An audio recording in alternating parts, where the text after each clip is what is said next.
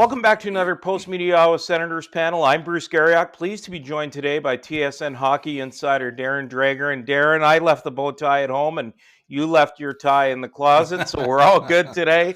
We're pretty relaxed, but it's been a difficult road trip for the Senators as we speak today.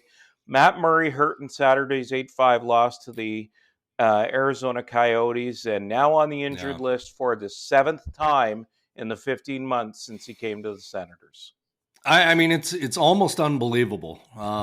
It's a run of bad luck for Matt Murray, obviously, and there's no way of detaching when his game has sunk to its lowest, and then saying, "Well, okay, it's injury related. It has to be. Of course, it is." Goaltenders are no different than defense or forward. I mean, when you start playing well consistently, as Matt Murray has for the most part. I mean, a couple of tough outings of late, but you get into that rhythm, and that applies more to goaltending than it does anyone else. So when you look at his rap sheet from an injury perspective in Ottawa, and I think I read somewhere, what is this now, 7 times he's been on injury reserve in the last year and a half.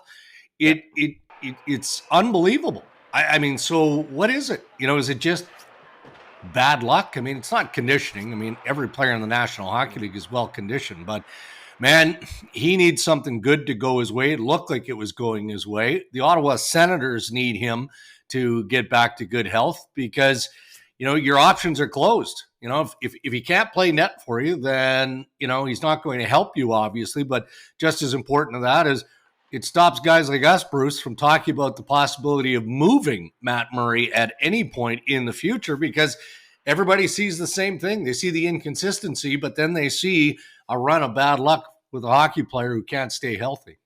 Well, and I guess that's the issue. And obviously the comparisons here have started to Pascal Leclerc because Pascal Leclerc could not stay healthy here. I think that when they got Matt Murray, I think we both agreed it was a great move. A 2-time Stanley Cup champion. He should be stabilizing this net. There shouldn't be questions, should there, Darren? Shouldn't be. No, there shouldn't be. And you're right. When he arrived in Ottawa, I felt like this was going to be a game changer for Matt Murray. Even though Marc-Andre Fleury had left the Pittsburgh Penguins organization, the city of Pittsburgh, he had moved on through expansion of Vegas. Matt Murray was still in the shadow, believe it or not, in that city. So he needed a fresh start. And I thought that he was really going to flourish with a change of scenery and a new environment. And he's had more issue than he's had good play and whatnot. But when you lose a piece like that, it really puts a strain on that position throughout the organization, right? Because, you've got a bit of a kind of up and down effect with Gustafsson in the American League with Belleville. And I'll tell you what, Bruce, I'm more surprised that more people in media aren't talking about Anton Forsberg than what they are. I mean, I know it's a story in Ottawa in the local market. And I actually had somebody I mentioned on a radio pregame last week that I thought that there should be interest in Anton Forsberg. And I got a message back. I won't disclose who the source was, but saying, really? Like who? Something along those lines. I'm like, have you watched him play? It feels like he's kind of exercised the demons of that early bad goal or a bad goal against. But now you're in a situation where, well, even if a team were to call, do you move him? How can you move him with the uncertainty of Matt Murray and the fact that you're trying to be patient with Gustafsson and develop that position in a timely way? Well, and that's just it. You can't move him. But can you keep 3 goalies, Darren? Because they've obviously got a decision to make on Forsberg. People want them to sign him to your contract extension. To me, that makes no sense right now. Yeah. Let him finish the year. Let Gustafsson finish the year in Belleville and then make your decision, right? Because you're not going to get both guys through waivers next September. No, I'm with you on that. Good problems to have, but they are problems. And, having too many goaltenders in your organization, certainly at one level, is a challenge. I mean, we just saw that last week, right, with the Edmonton Oilers moving Alex Stalock because they had 3 goalies in Bakersfield, and it's just no good. It's awkward for the players. But I'm with you on Forsberg. The Sens are in a place where, they just can't give assets away per se. But I don't know who it was. It might have been Dave Nonis then when he was with the Toronto Maple Leafs as general manager, coined the term own rental, right? And I think that's been applied time and time again, year after year. We look at some of the players who should be available as pending unrestricted free agents on the market with the trade deadline looming. But then you're sitting there and you're looking at these teams. Dallas comes to mind, and you see that they're a playoff team, and you're sitting there going, well, you're not going to get the contract of John Klingberg done anytime soon, but there's value in holding on to that player past the trade deadline, trying to lock down that spot. So maybe that applies to Forsberg in the sense too. I mean, we know Ottawa isn't a playoff contending team, but being in the battle, as they almost always are, it's huge. It's important for development, and that starts. A good competitive team starts with average to above average goaltending. And if Forsberg can continue to give that in Ottawa, then how do you move him out? But he's obviously, I don't see him as a big part of their future down the road either. No. And, I guess as we speak today, we're 2 weeks to the trade deadline, March 21st. And the biggest question mark remains Nick Paul. They've had an awful lot of interest in Nick Paul. But, you and I have both spoken to Pierre Dorion. We've spoken to Pierre McGuire. We've spoken to people in the organization, the coach, DJ Smith. They want to keep Nick Paul. It's about finding the right deal and the right fit, isn't it? It has to be. It has to be. And that's just as important to the Ottawa Senators as it is to the player. But, if you get to a place, and I'm not assuming that they will, I mean, there has to be some activity that's ongoing, right? It's not the style of Pierre Dorion to leave it to the 11th hour, right? And nor is it his style to negotiate publicly. So we know that there's something going on. We know that there's talking. A strong... We know they're talking. We know they've exchanged offers, yes. Exactly. So, and we know that Ottawa feel strongly that Nick Paul is a big part of this team moving forward. And Nick Paul has made it clear he wants to stay in Ottawa. So you go through this dance, and that's what it is. It's a tad unfortunate for Nick Paul that he hasn't been as productive as what he would hope that he would have been to this point of the season and the negotiation, but that's fine. Ottawa knows what he's capable of. It's just, look, you get to a place and let's not assume that this negotiation isn't going to end with anything other than an extension. But if it gets to a place where they have a breakdown in talks, and I don't know that they will, but it does happen that way.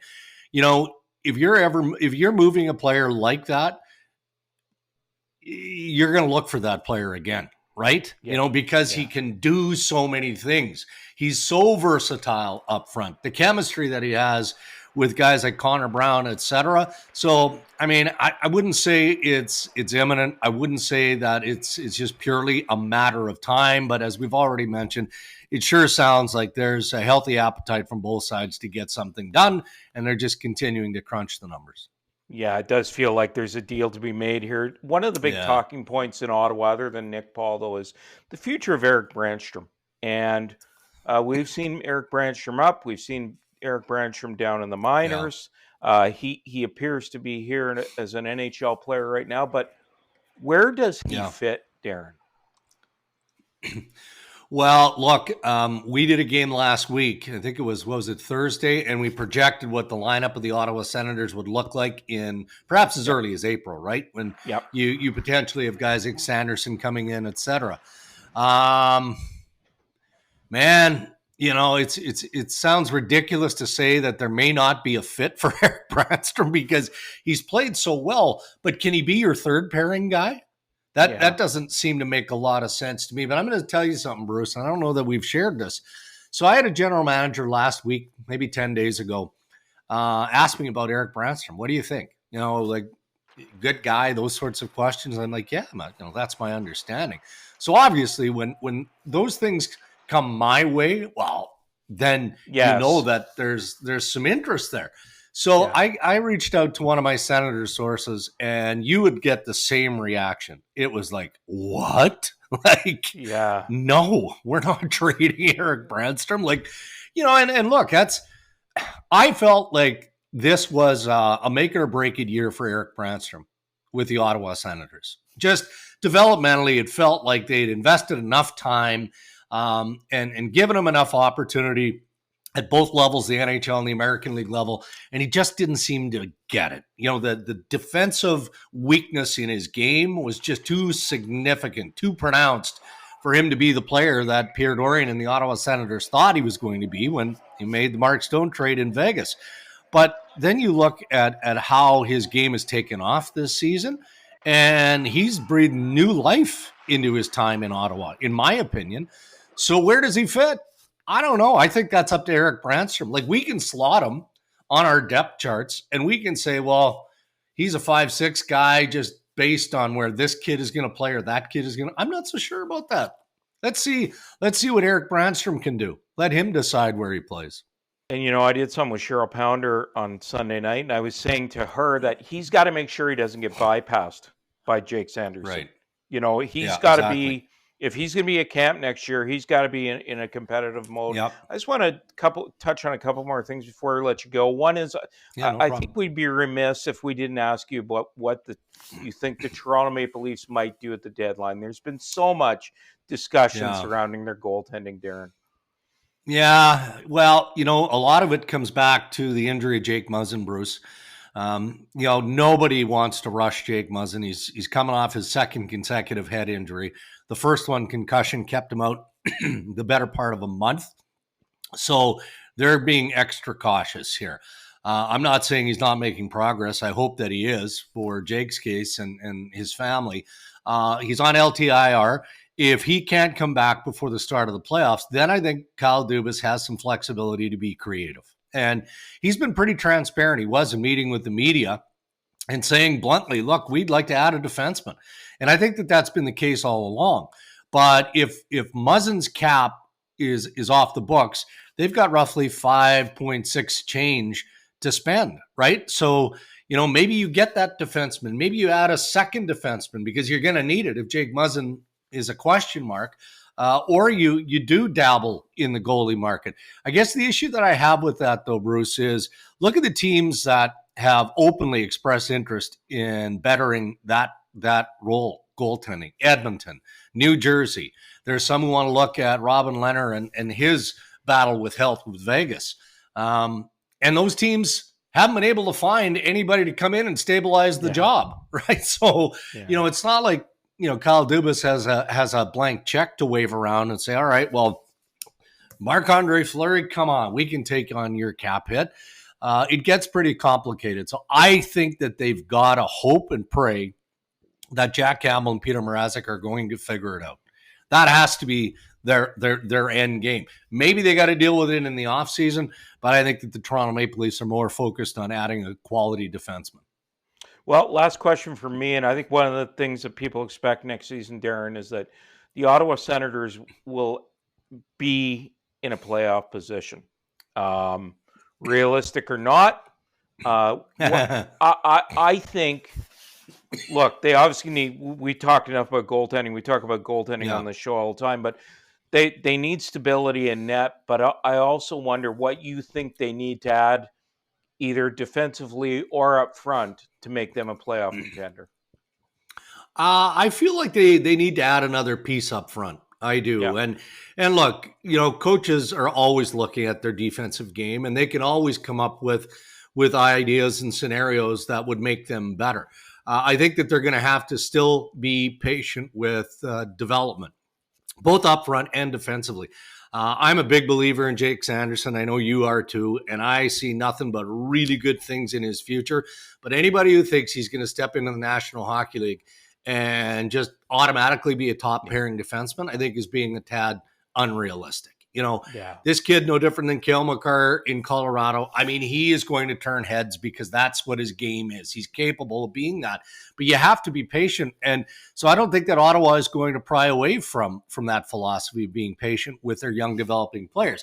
So that also, you know, goes to the forward core with Tim Stützle, some of the other good young pieces that they've got coming. It feels like if they could add another veteran piece up front, somebody that they could squeeze into their top nine, maybe another player with a bit of sandpaper edge to him, not a fighter, just somebody who likes to play a more power forward role, that would just give them another layer. That would give them another wave of push. And the guy they've been linked to a lot is Minnesota's Kevin Fiala, who's not going to be traded, right? He's not going to be traded before this deadline. No. Bill Guerin has told teams that, but, you know, maybe in the summer when they've got cap issues, right? Yeah, although, holy smokes, there's a lot of, I don't know what's going on with Minnesota right now. I mean, all teams go through peaks and valleys, but I had a conversation with Billy Guerin before they started to go into the funk, and he was like, you know what? We're good. You know, I'm not going to upset the chemistry of this team here by making a trade just for the sake of making a trade. And then here we are, a handful of games later, and he's probably going, Jesus, I need to make a trade. I got to do something to shake this group up. So we'll see what happens. But you're right. When it comes to Fiala and some of their other bigger pieces, probably more cap related in the offseason. Well, hopefully for your sake and all of us who like the trades, they all wait till Monday, March 21st at about 8 a.m. to start making deals, and then they just go on throughout the day. We appreciate your time. For Post Media in Ottawa, I'm Bruce Garriock. I'm pleased to be joined today by TSN's Darren Dreger.